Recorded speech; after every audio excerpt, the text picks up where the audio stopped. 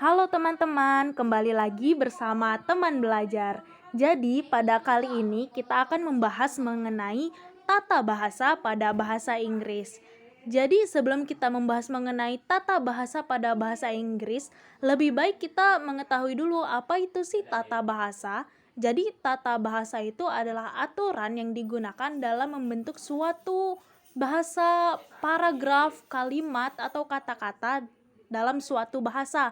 Misalnya saja dalam bahasa Indonesia, dan pada kali ini kita akan membahas mengenai dalam bahasa Inggris. Nah, jadi ada sebuah berita atau paragraf. Oh, tidak usah paragraf, terlalu banyak kalimat. Jadi, suatu paragraf itu terdiri dari beberapa kalimat. Beberapa kalimat ini terdiri dari beberapa kata-kata. Jadi ada misalnya di sini ada aku sedang makan. Nah, jadi membentuk satu kalimat yang terdiri dari kata-kata. Sebelum kita membahas mengenai paragraf dan kalimat, nah jadi yang pertama kali kita bahas adalah mengenai kata-kata yang ada pada bahasa Inggris, jenis-jenis katanya. Nah, untuk jenis-jenis kata pada kata bahasa Inggris itu ada 8 macam. Yang pertama ada noun.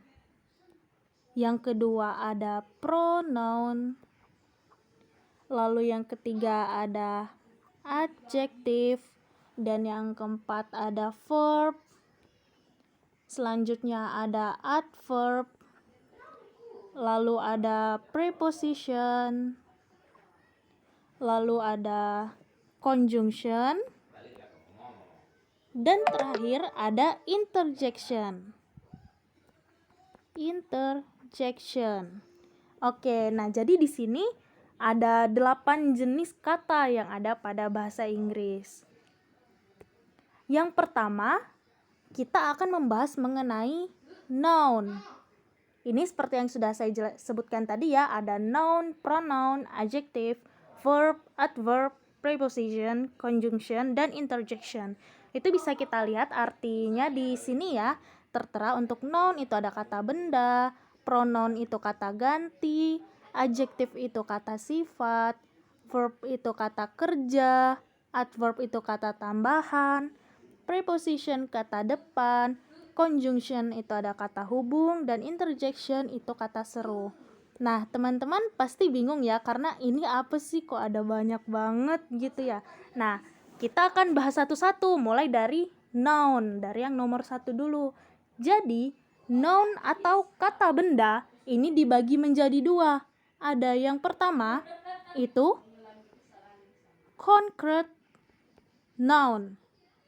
Lalu yang kedua ada abstract noun. Perbedaannya apa?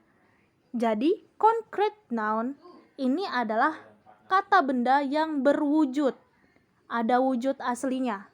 Lalu kalau yang untuk abstrak itu tidak memiliki wujud. Alias bisa kita bilang gaib deh, untuk pakai bahasa gaul aja ya, gaib gitu. Tapi dia masih kata benda gitu loh.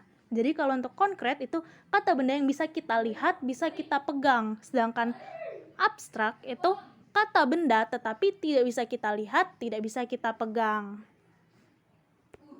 Nah, ini tadi ya yang saya sebutkan. Noun itu dibagi menjadi 2. Ada concrete noun dan abstract noun. Untuk concrete noun, tadi juga sudah saya sebutkan yang bisa dilihat dan bisa dipegang. Misalnya ada table, iron, dan man. Yang dimana table itu meja bisa ya kita lihat. Meja juga bisa kita pegang. Lalu ada iron, yaitu besi bisa kita lihat, bisa kita pegang. Dan ada man, laki-laki, seorang laki-laki. Maksudnya bukan laki-lakinya ya, tapi orangnya gitu. Jadi orang yang berjenis kelamin laki-laki, dan orang laki-laki itu bisa kita lihat, bisa kita pegang. Nah, yang selanjutnya ada abstract noun. Abstract noun ini suatu kata benda yang tidak bisa kita lihat dan tidak bisa kita pegang. Contohnya ada happiness, life, dan faith. Untuk happiness yaitu kebahagiaan, lalu ada life yaitu kehidupan, dan faith ada kepercayaan. Nah, pasti timbul nih pertanyaan, happiness, kebahagiaan.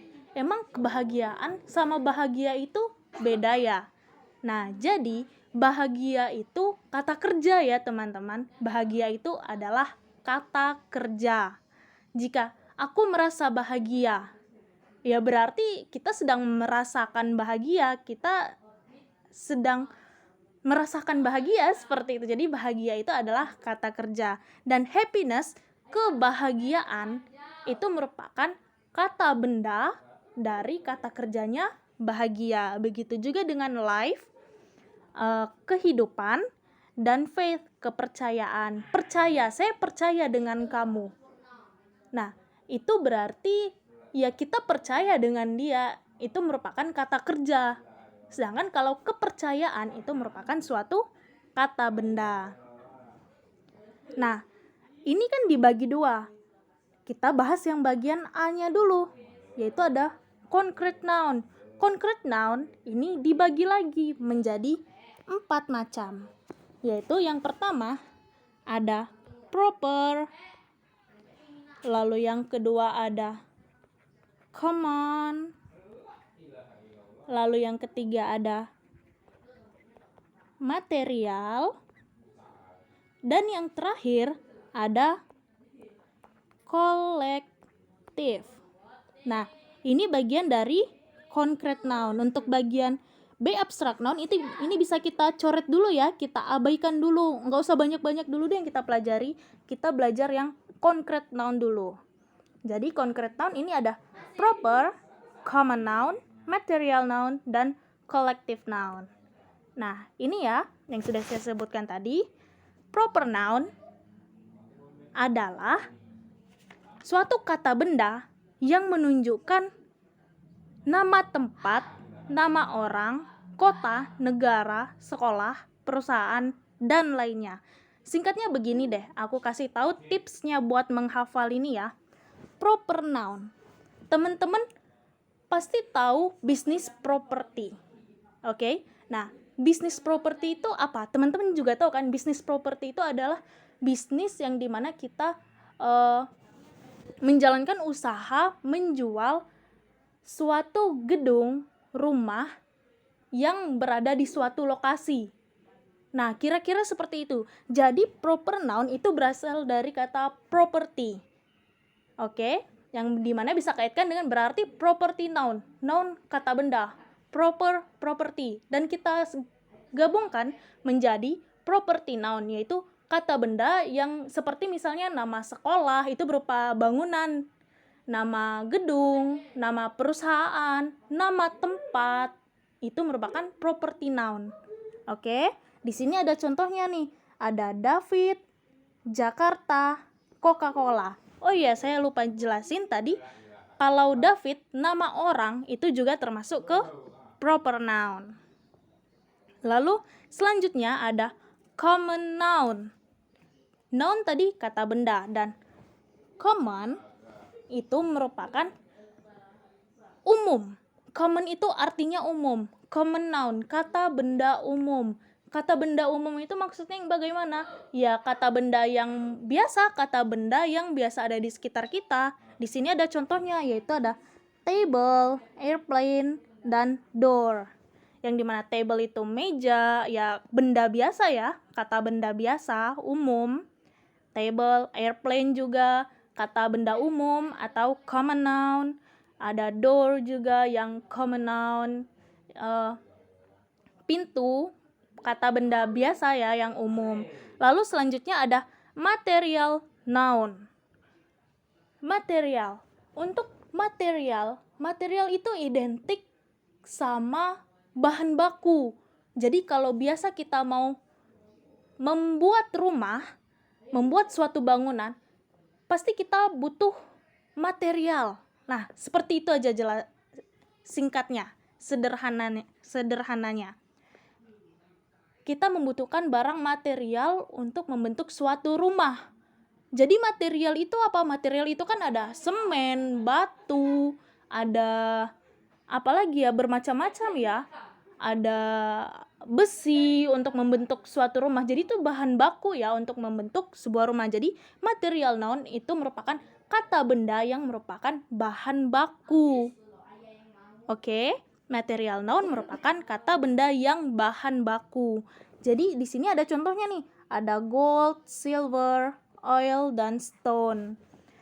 Gold, emas, ada silver, perak, ada oil, minyak, ada stone juga batu, yang dimana bahan-bahan tersebut atau benda-benda tersebut memang bisa kita golongkan ke common noun.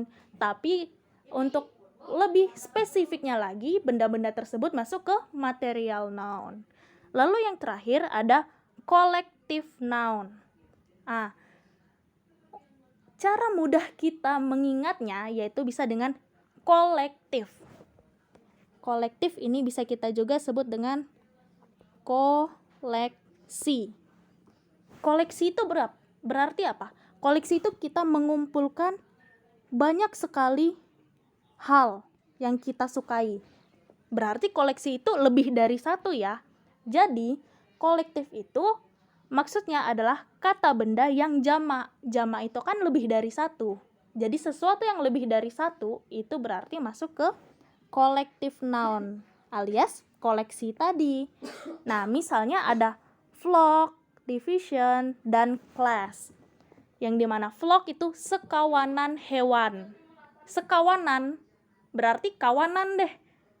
Hewan pasti punya kawan kan? Dia berdua aja itu udah majemuk, udah lebih dari satu. Jadi flock itu adalah sekawanan hewan. Jadi ada banyak sekali perkumpulan hewan. Lalu ada division, sekumpulan serdadu, dan class, sekumpulan murid. Jadi bagaimana tadi? Kalau properti, maaf ini sepertinya nggak kelihatan ya. Untuk properti, kita ingat saja proper noun maksud saya ya. Kita ingat aja properti. Lalu selanjutnya untuk common. Kita ingat common itu arti common umum. Kata benda umum. Lalu ada material. Material ini apa? Material ini bahan baku. Dan kolektif yaitu koleksi. Jadi ini cara sederhana untuk mengingat apa saja sih jenis-jenis kata yang benda yang termasuk ke concrete noun. Nah, jadi dapat kita simpulkan ya, ini sedikit peta konsep yang sudah kita pelajari pada kali ini. Kita singkat saja belajarnya. Yang pertama, tata bahasa Inggris, yaitu pada kata yang kita bahas pertama kali sebelum membentuk suatu kalimat, kita harus tahu dulu jenis-jenis katanya. Ada noun, pronoun, adjective, adverb, preposition, conjunction, dan interjection. Nah, yang pertama kita bahas mengenai noun dulu atau kata benda. Jadi yang lain bisa kita coret dulu deh, kita lupain. Biar kita nggak pusing. Jadi kita fokus ke noun dulu. Nah, noun kita bagi menjadi dua. Ada concrete, ada abstrak. Abstrak yang tidak bisa dilihat, tidak bisa dipegang. Sedangkan concrete itu bisa dilihat, bisa dipegang. Abstrak kita lupakan dulu karena bagian B. Jadi kita bahas yang A dulu, concrete noun. Concrete noun dibagi menjadi 4. Ada proper noun, common noun, material noun, dan collective noun. Proper noun itu adalah properti alias bisa nama sekolah, bangunan, perusahaan, tempat, dan lain-lain. Lalu untuk common itu adalah umum. Jadi kata benda umum seperti door, table, iron, airplane, bed, dan lain-lain. Lalu ada material noun. Material noun, material. Kata benda bahan baku. Bahan baku.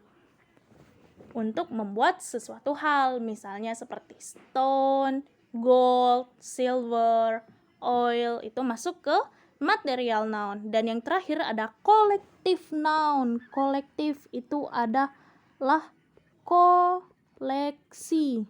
Koleksi itu sesuatu yang lebih dari satu. Berarti bentuknya jamak. Ada class, flock, division, fleet, dan lain sebagainya. Baik, terima kasih. Mungkin hanya itu saja ya yang bisa saya sampaikan pada kali ini. Semoga bermanfaat untuk kita semua. See you.